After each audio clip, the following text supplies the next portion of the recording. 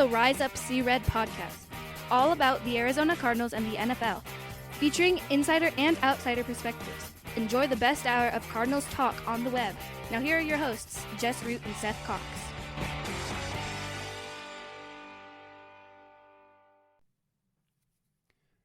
Hello, Arizona Cardinals fans, and welcome to the latest edition of the Rise Up See Red podcast. I'm your host, Jess Root from CardsWire.com. And the best hour of Cardinals talk on the web, here for another one of the 14 opponent preview shows that we're doing, which have been thus far, and kind of the goal is to release 14 shows in 14 days leading up to when Seth and I can preview training camp and do an NFC West rankings show. And so Again, like I mentioned in the other shows, I'm not numbering this episode during the episode because I don't know in which order I'm going to release them. But on the line with me for this opponent is Matt Urben, the managing editor over at the Falcons Wire, who was a guest on the show last year. Funny story, neither one of us remembered that the Cardinals and Falcons played last year. It was that unmemorable. And then when we looked at the play, oh yeah, I remember that game. But the funny story is, like, as bad as the end of the season went for both teams last year, that game was completely forgettable, isn't it, Matt? Well, how are you doing, by the way? Thanks for coming back on the show this year. Oh, great, man. Thanks for having me on, dude. Yeah, that was definitely a forgettable one, though. Took me a minute to recall that one for sure. I don't know what happened there. So, when we talked last year, expectations were low for the Falcons. And I thought that they could perform. I think they could outperform expectations, at least from the betting perspective. And they ended up doing that, but they did it in a weird way. They lost really, really, really close games.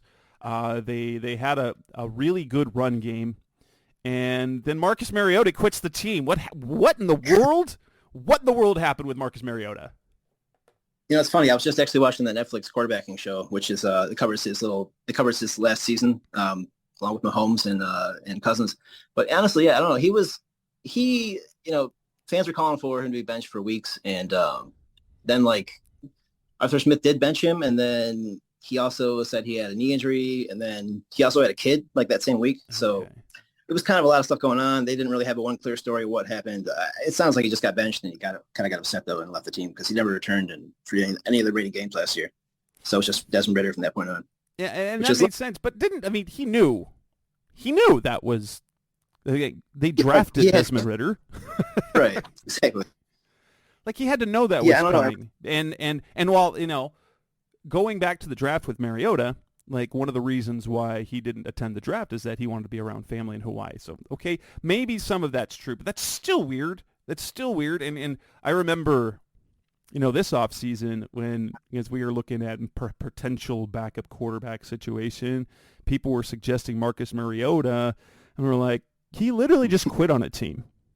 Why would anyone... Though we did like to make the joke, I like to make the joke, that he's perfect. So he's going to start for the first few weeks of the year, and then when Kyler Murray comes back, he can just quit, and then we don't have to worry about it anymore. Right, exactly. Yeah. I don't know, man. Mariota, I had kind of high hopes for him. I thought, him reuniting with Arthur Smith, maybe they would, recapture some of that magic. But, it's funny because Smith kept talking about, how resilient he is and all this stuff, and then he ends up, benching him and he just checks out. So obviously that was he wasn't going to come back. Statistically, he wasn't terrible. No, he wasn't bad.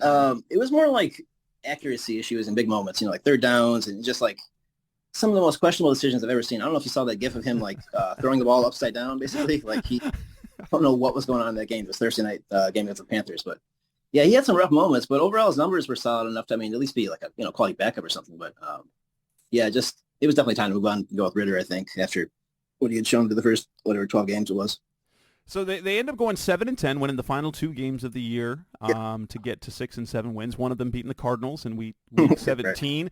Right. Desmond Ridder versus David Blau. It was a very forgettable performance. But what were sort of the high points of the season? What were we can look at one. Oh my gosh, that rushing attack!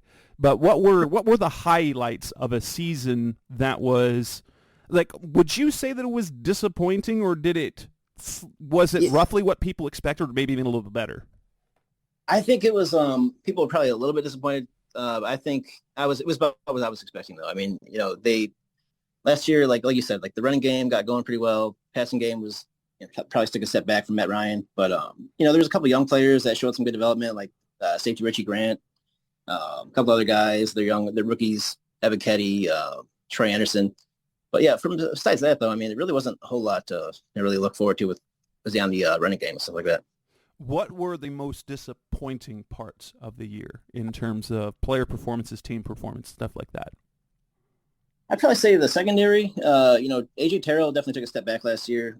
They signed Casey Hayward last year too, and he kind of was a bust and he got hurt. And other than that, offensively, I think we thought the passing game would be a little bit more effective than it was. Didn't have great wideouts, obviously. They had Drake London, a rookie, and then there were two guy last year was like Demir Bird or Demir Bird, a guy that we remember from 2019 for the Cardinals. If he's a significant contributor, you're not a good team. Exactly. And Kyle Pitts kind of had back a little bit of a bad year. He ended up tearing his MCL like week 11 or 12, but before that he really wasn't doing anything. A lot of people blame Mariota for that because he just didn't seem to be able to connect with him for whatever reason. His accuracy was just not there. And Pitts is such a big target. People were like, how can you not hit this guy? But it was a bad year for Pitts, and I would say Mariota too, definitely. Yeah. How would you say, like, Drake London's numbers were solid, 72 catches, 866 yards, 4 touchdowns in a anemic passing game for the. But was that what was expected out of him in year one? Yeah, honestly, I was impressed with London. He just because how little they passed the ball, and with Ritter and Mariota at quarterback, he just didn't expect much to him, from him. But he definitely he seemed like a clear number one to me. He showed all the traits I think of a number one receiver. He's big body guy, makes tough catches, contested catches, and he stepped in right away from week one. He started off the season pretty hot, and then he slowed down. But I think he looks like a solid player going forward for sure. Did you expect? Were you how surprised were you at Tyler Allgeier's production as a rookie? I admit, being that I follow BYU football some, I knew about Allgeier and I liked him as a potential guy who could be better than expected, but I didn't expect that out of him as a rookie. No, I did not as a rookie for sure. I thought, Arthur Smith is the kind of guy that would know how to utilize a guy like that. And, I thought that would be long-term, it would be a good fit. But, looking at last year too, he was inactive for week one. So it didn't seem like he was going to all of a sudden emerge as their starting back basically. But yeah, he kind of, slowly came along, and then midway through the year, he was just bowling over guys, man. He was just running through people. And, ended up going over 1,000 yards, which is crazy because he wasn't even the starter for most of the year. Right. But, I mean, for running back, though, only 3 touchdowns, that's kind of a bummer. But still, Cordero Patterson, almost 700 yards. What a turnaround of the career that he had, because dynamic returner, one of the best we've ever seen, especially in this generation. Very pedestrian receiver. Get moved to running back, and suddenly he is super productive. And he had another. Yeah, at age 30 too. Yeah, 695 yards, 8 touchdowns, averaging nearly 5 yards a carry. You can do a few things in the passing game with him, but yeah, it's and basically like you get 1,000 yards out of Allgeier, you got almost 700 out of Patterson. You get over 400 rushing yards from Marcus Mariota, and then another 360 from Caleb Huntley. It was just it was just production upon production in the run game, which was, were we 1996?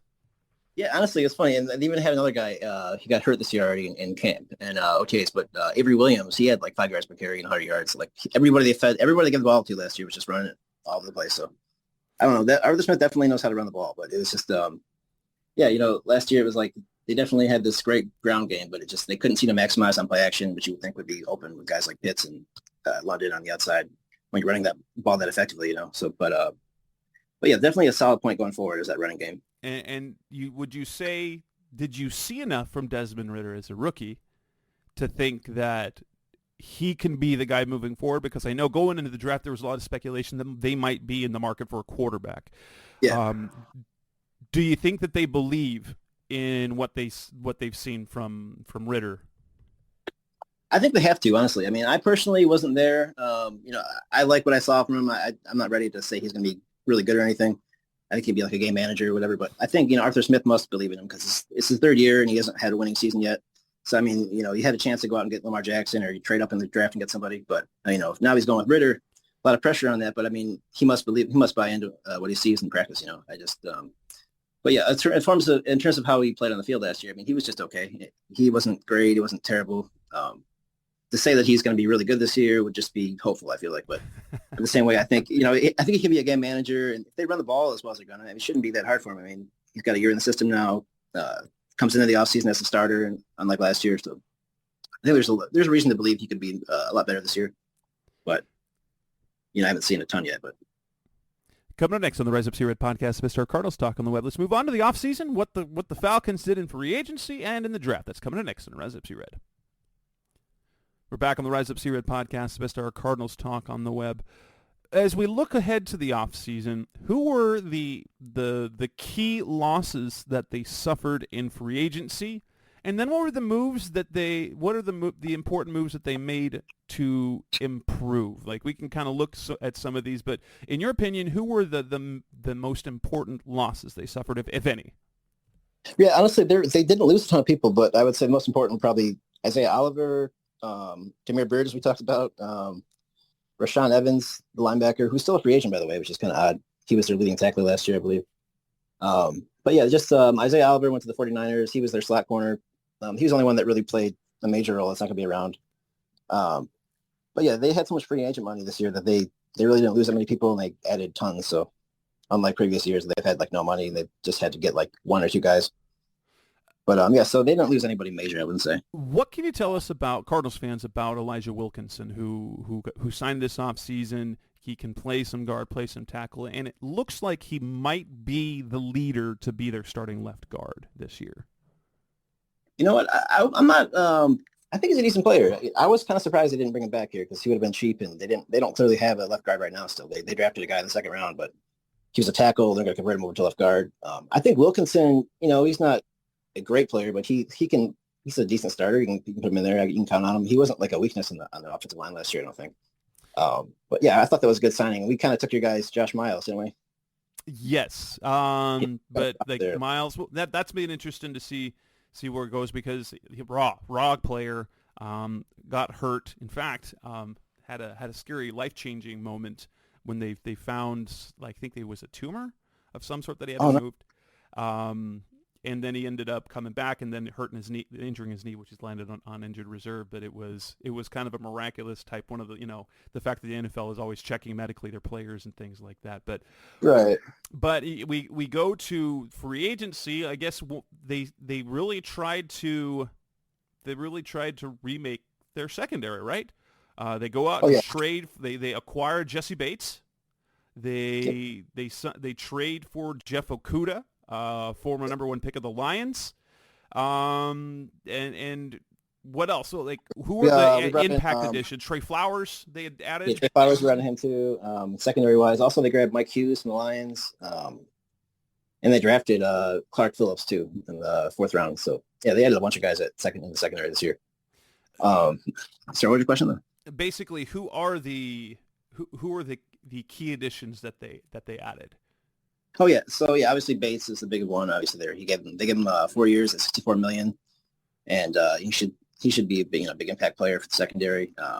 After that, they got David Onyemata from the Saints, who followed Ryan Nielsen over from the Saints, and Caden Ellis as well. Those are both just both guys should probably start this year, I'd say. And then they grabbed Calais Campbell as well for a 1-year deal.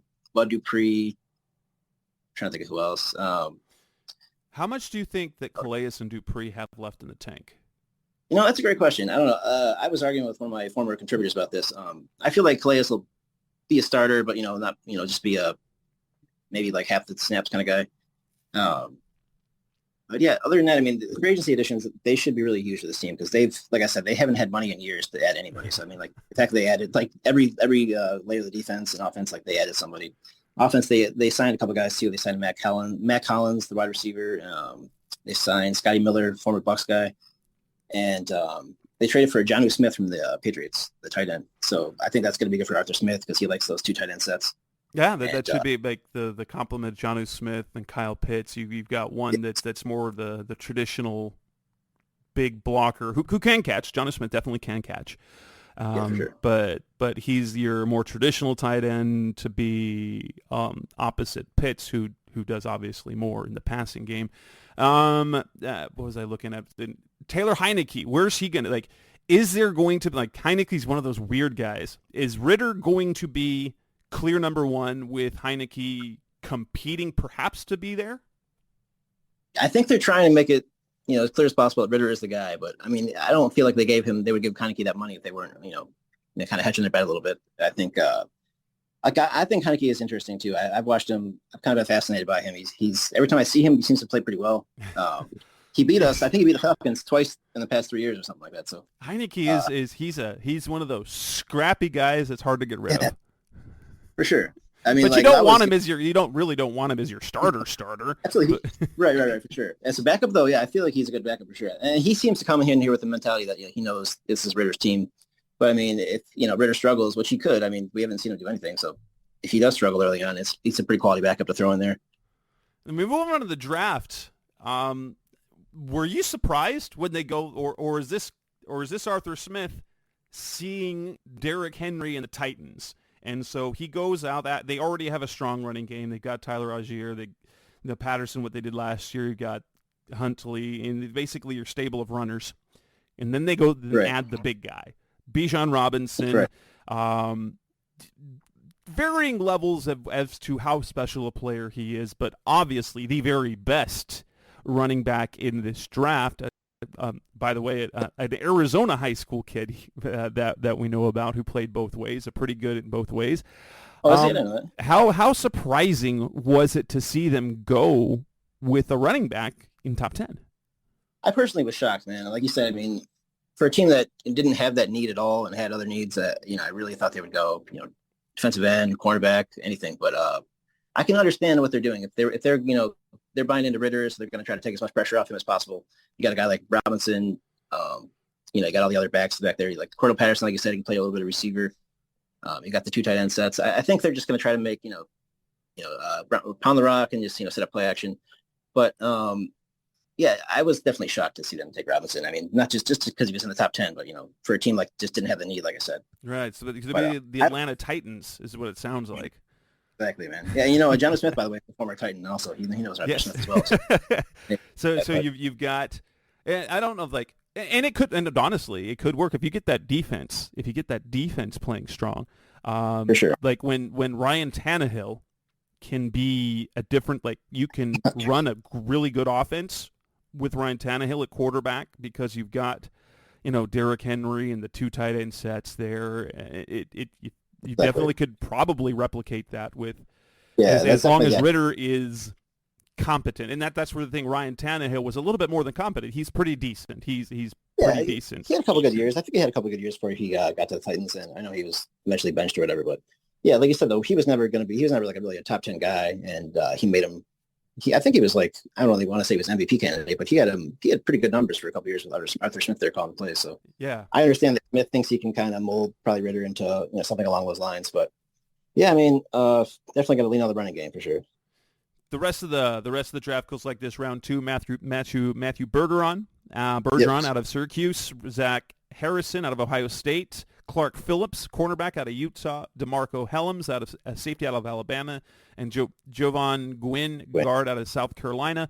Of those guys, who are the ones that outside? We expect Bijan Robinson to be a big part of the offense. Who are the guys that are going to make decent contributions in year one? Who are going to be bit contributors, and who are for the future? That's a good question. I would say definitely Bergeron. Like we just talked about with Elijah Wilkinson, he's penciled to be the starting left guard, even though he was a tackle in college. So I feel like he's going to have a big role this year because they don't really have another option at left guard to go with. So he's going to be out there probably. As for Zach Harrison, I don't know. That's a pretty. Sorry.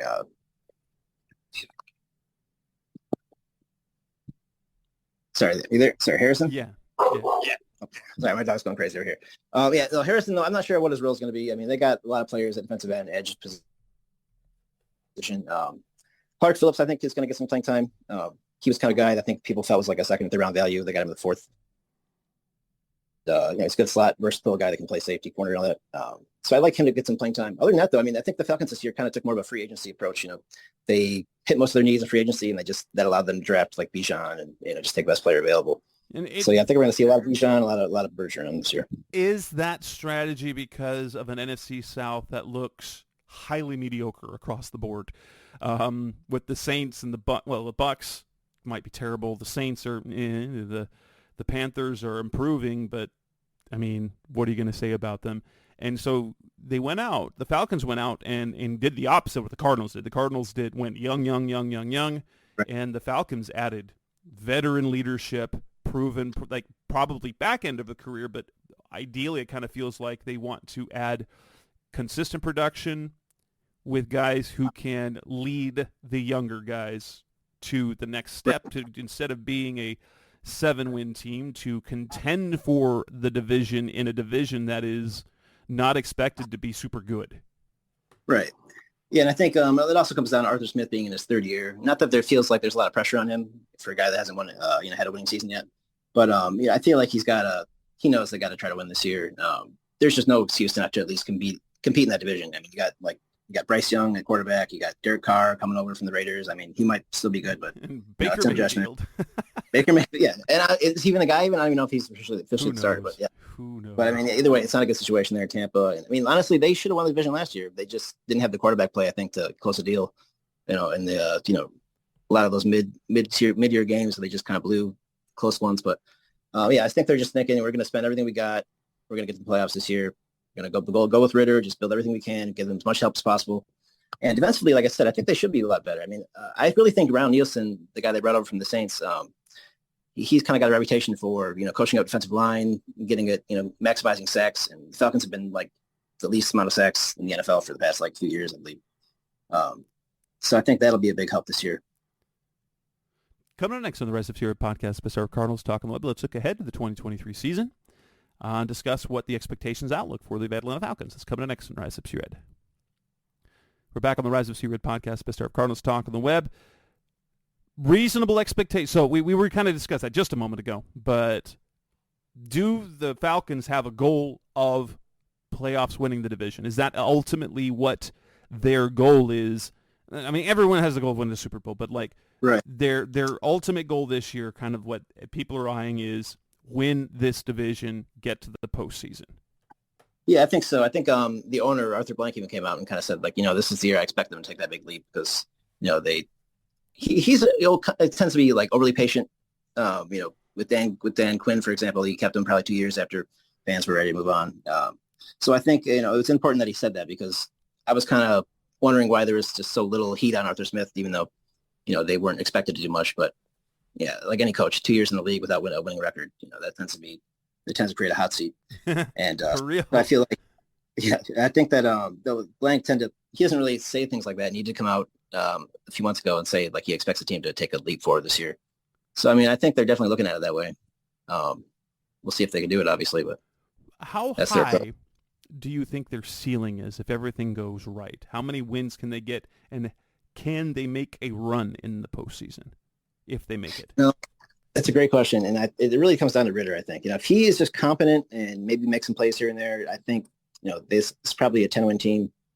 Just because of the schedule, too. They have the easiest schedule in the NFL this year in terms of last year's record or whatever. So, yeah, I think it's feasible they could get the 10-11-win mark at best. I don't see them doing much after that. Maybe they could win a wild card game if they could host it at home, winning the NFC South. But, I think that would be a big step forward this year anyway. They could at least, get to the playoffs, maybe win a playoff game would be great, but I can't see much beyond that, I guess. And if barring injury, I don't like to play the injury card, but if it's just underperformance, what do you think this team's floor is? I like to look at a team's low end and high end, and then kind of what's kind of reasonable. So reasonable, I'm guessing, is winning the division, however that comes. Maybe it's 9, maybe it's 10 wins. Right. And it sounds like kind of what reasonable expectations are kind of the ceiling. I haven't heard that from a team like their ceiling is what their reasonable expectations are, and I guess that's just more the division. But what do you think that the floor is barring injury? I feel like they're probably 5-7 wins. If things really go bad and they got to switch from Ritter, just because the schedule in general, I mean, they got some pretty easy games, and early on the year, it's pretty easy to start off, but they're kind of tough. I mean, I could almost see them just being 7-10 again, like last year. I mean, they could easily happen. They're in so many close games, and I don't feel like they tend to be maybe not quite as aggressive at the end of games as I feel like they should be sometimes, and that makes me wonder, how far they could go potentially this year with Ritter.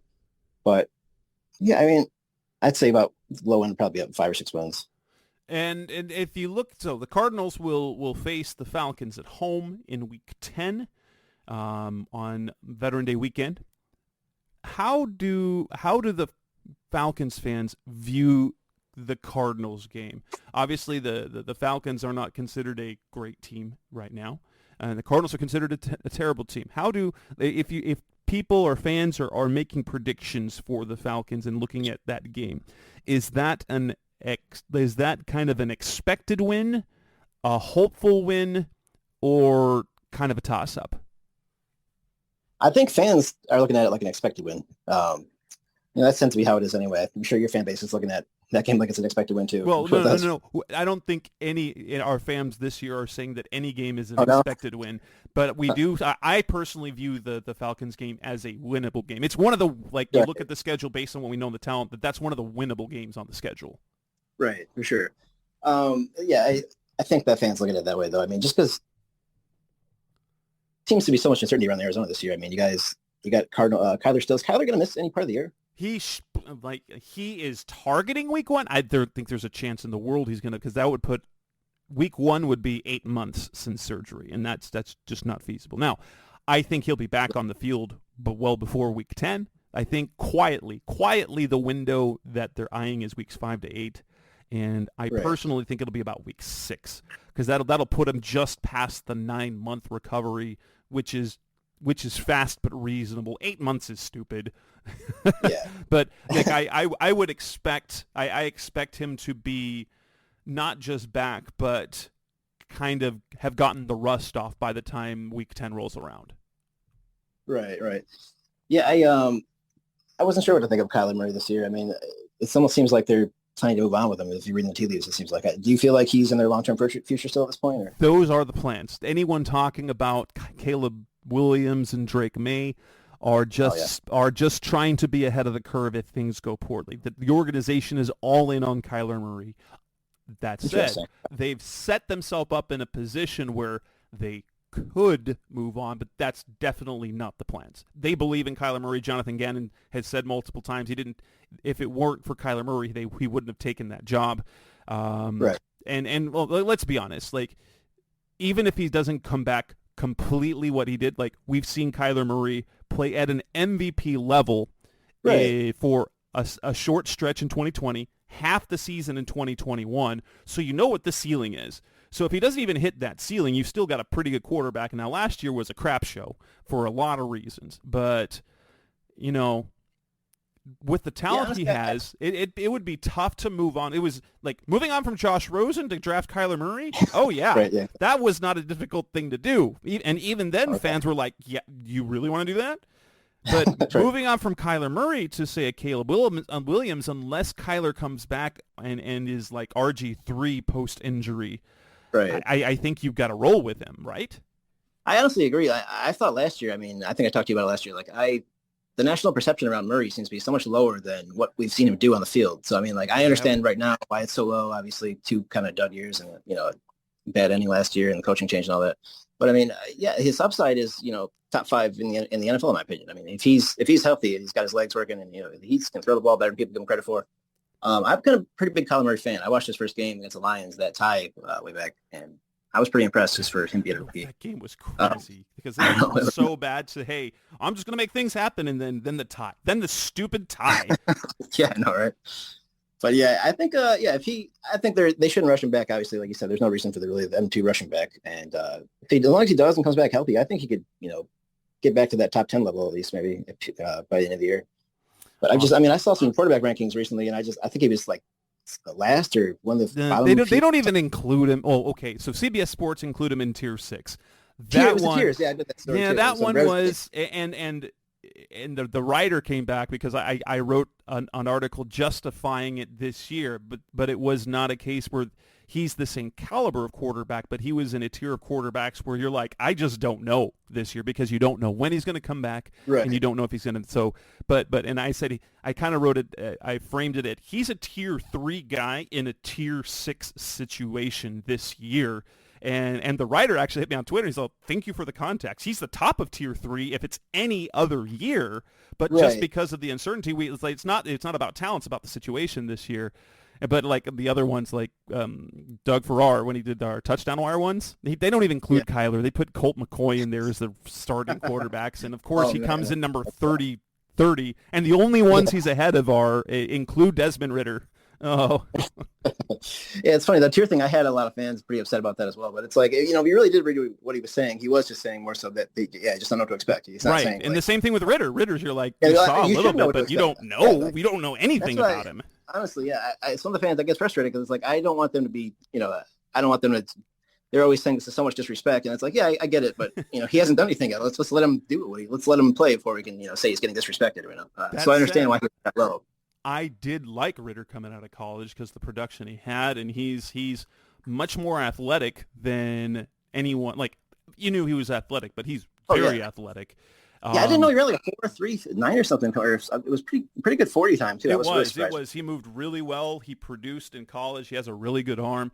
It's just a matter of like, is he just going to be mistake avoidant where he plays and just is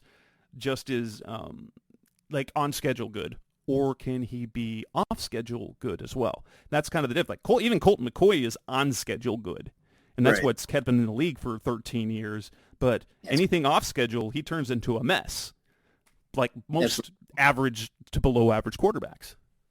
Yeah, I think that's great. Honestly, like I wouldn't want to disrespect Ridder, but I kind of feel like I'm almost seeing like Colt McCoy would be like a good comparison to what I think he could be this year. Like, you know, if he's just competent, Colt McCoy playing well for him, I guess that's kind of like what I see Ridder as this year. Like maybe just manage the game, do what's asked of him, you know, don't make any extra plays, but just don't turn the ball over. I think that's kind of how they're going to play. But yeah, beyond that, can it be more than that? I'm not sure at this point. And I think anyone that thinks so is kind of, you know, just projecting or hoping at this point. No. You can obviously find Matt Urben's work over at the Falcons Wire, one of the sister sites on the USA Today NFL Wire. Matt, is there any other work that you do that we can find you at? Are you on social media? Are you on Threads yet? I'm on Threads. I haven't literally posted nothing because I'm not going to actually migrate there until Twitter's dead. Right. Yeah, I'm thinking of doing the same thing. I haven't gotten to Threads yet, but yeah, I'm still on Twitter at Matt Urben. Don't tweet a whole lot on there, but other than that, no. I just you can see me at Sports Weekly sometimes, like you as well. But yeah, other than that, not really much else going on. Just doing the Falcons Wire thing.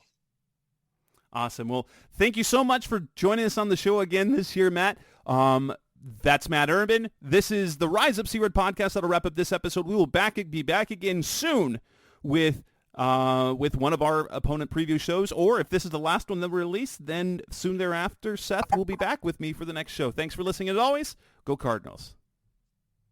Thanks for listening to the latest edition of the Rise Up C-Red podcast. Listen to previous episodes and subscribe to the show on Apple Podcasts, Stitcher Radio, Audioboom, or many other podcast platforms so shows are delivered directly to your mobile device. Please give the show a 5-star rating and always support the sponsors who support the show. We'll be back soon for the best hour of Cardinals talk on the web. Rise Up Red Sea, be Red Sea Red, and of course, Rise Up Sea Red.